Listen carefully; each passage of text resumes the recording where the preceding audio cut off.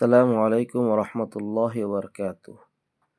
Salsabil story and blog চ্যানেলের পক্ষ থেকে সকলকে জানাই আন্তরিক মোবারকবাদ এবং অভিনন্দন।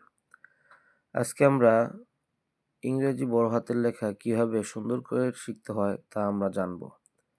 তো লেখার শুরুতে প্রথমেই আমাদের যে কাজটা সেটা হলো যে আমরা মার্জিনের মধ্যে সোজা করে দাগ দেওয়া শিখব।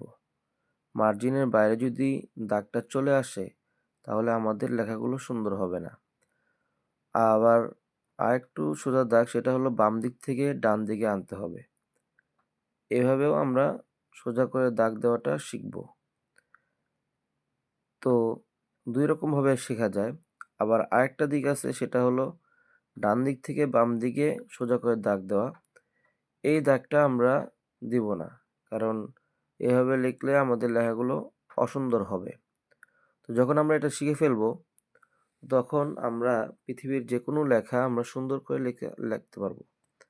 তো এই কারণে এখন আমরা দেখব যে কিভাবে সুন্দর করে লেখা যায়। দেখুন, এটাকে সুন্দর করে এভাবে আমরা টান দিব। টান দেওয়ার পর আমরা যে কাজটা করি যে আমরা এই মাছ থেকে আমরা মাঝখানে যে দাগটা আছে সেটা দেই, কিন্তু আসলে এটা দিলে সুন্দর হবে না। যদি আমরা এই দাগটা একটু নিচে দিই আর কি, তাহলে আমাদের লেখাটা লেখাটা অনেক সুন্দর হবে। তো দেখুন, নিচ থেকে দেওয়া হলো। তো এভাবে যদি আমরা প্র্যাকটিস করি তাহলে আমাদের ইংরেজি বড় হাতের লেখা সুন্দর হয়ে যাবে। তো আবার দেখি আমরা এই মাঝ বরাবর থেকে না দিয়ে একটু নিচে থেকে আমরা এই দাগটা দিব। আবার দেখি, হ্যাঁ, সুন্দর করে আমাদের মার্জিনের ভিতরে রেখে তারপরে এই মাঝ বরাবর দাগটা একটু নিচে দিব আমরা। তো যখন আমাদের এই লেখাটা হয়ে যাবে তো তখন আমরা বি লেখার দিকে আমরা মনোনিবেশ করব। বিটা লেখার ক্ষেত্রে যে ভুলটা সাধারণত আমরা করে থাকি সেই বিষয়টা হলো যে হয়তো বি এর মাথাটা ছোট থাকে আর যে নিচের যে অংশটা সেটা আমরা বড় করে দেই। মূলত এই বিটা সুন্দর দেখা যায় না।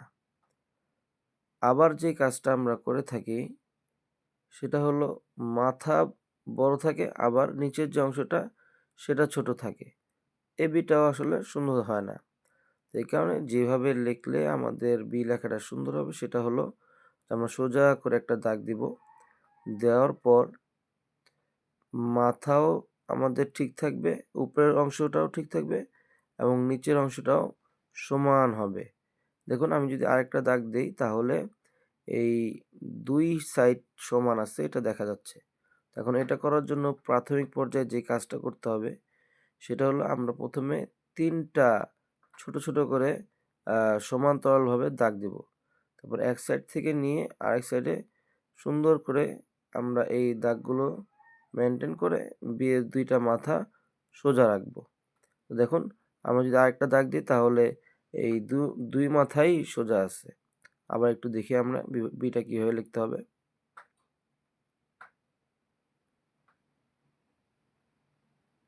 হ্যাঁ, এই যে দেখুন আমাদের ২ টা মাথাই সোজা হয়ে রয়েছে। তাহলে বি লেখাটা সুন্দর হয়ে গেল। তো এখন আমরা সি লেখা শিখব। সির ক্ষেত্রে সাধারণত যে ভুলটা আমরা করি সেটা হলো উপরের মাথাটাকে একটু ছোট দেই আর নিচের যে মাথাটা আছে সেটাকে আমরা বড় দিই। এভাবে সি লিখলে আসলে সি লেখাটা সুন্দর হবে না। আবার আরেকটা কাজ যেটা আমরা করি সেটা হলো উপরের মাথাটা একটু বড় দেই আর নিচের মাথাটা ছোট দেই। এভাবেও সিটা আসলে সুন্দর হবে না। সি সুন্দরের ক্ষেত্রে ২ সাইডেরই যে অংশটা আছে সেই অংশটা আমাদের সমান্তরালভাবে একইভাবে থাকতে হবে। এখন সমান্তরাল আছে কিনা সেটা বোঝার জন্য দেখেন, আমরা যদি এইখান থেকে এই মাথা থেকে যদি মাঝখানে দাগ দেই তাহলে আমাদের ২ মাথাই ঠিক থাকে। আর প্রথম যে সিটা লিখেছিলাম তার উপরের মাথাটা বড় দেখা যায় আর নিচেরটা ছোট। আর দ্বিতীয়টা যেটা আছে সেটার ক্ষেত্রে উপরেরটা বড় হয়ে গেছে, নিচেরটা ছোট হয়ে গেছে। তো এই কারণে আমরা যখন সি লিখব তখন আমরা ২ সাইডের যেই মাথাগুলো আছে সেই মাথাগুলো আমরা খুব সমান্তরাল মাঝ বরাবর রাখবো। মাঝ বরাবর রাখলে আমাদের সিটা সুন্দর হয়ে যাবে। তো এখন আসুন আমরা ডি লেখা শিখি। ডি এর ক্ষেত্রে যে বিষয়টা হয়, যেইভাবে আমরা আস্তে করে ছোট করে দেই, এই ছোট করে দিলে আসলে ডি লেখাটা সুন্দর হয় না। আবার দেখা গেছে নিচের টুক ছোট থাকে, উপরের টুক বড় থাকে। এটাও আসলে কি ঠিক হয় না। তো এই কারণে আমাদের ডিটা লেখার ক্ষেত্রে আমরা সোজা করে আবার দাগ দিব এবং ২ টা সাইড আমরা রাখবো। ছোট করে দাগ দিয়ে এবং একভাবে সুন্দর করে রাউন্ড করে নিয়ে আসবো। দেখেন মাঝ বরাবর যদি দেই তো ২ সাইডে কি আছে? সমান আছে।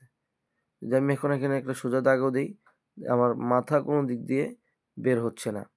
এভাবেই আমরা মূলত ডি লেখাটা শিখবো। আবার দেখি।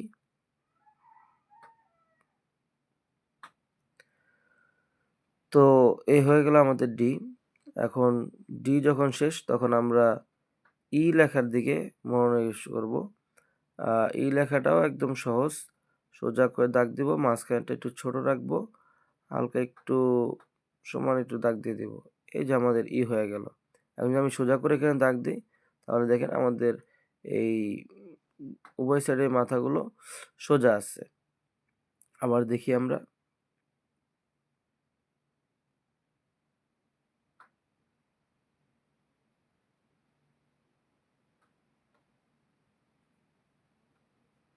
এই সুন্দর করে আমাদের ই হয়ে গেল। তো সম্মানিত ভিউয়ার্স, তো আজকে আমাদের টিউটোরিয়াল এই পর্যন্তই। যদি আমরা বাসায় এই লেখাগুলো প্র্যাকটিস করতে পারি প্রতিদিন, তাহলে আমাদের ইংরেজি লেখাগুলো সুন্দর হবে।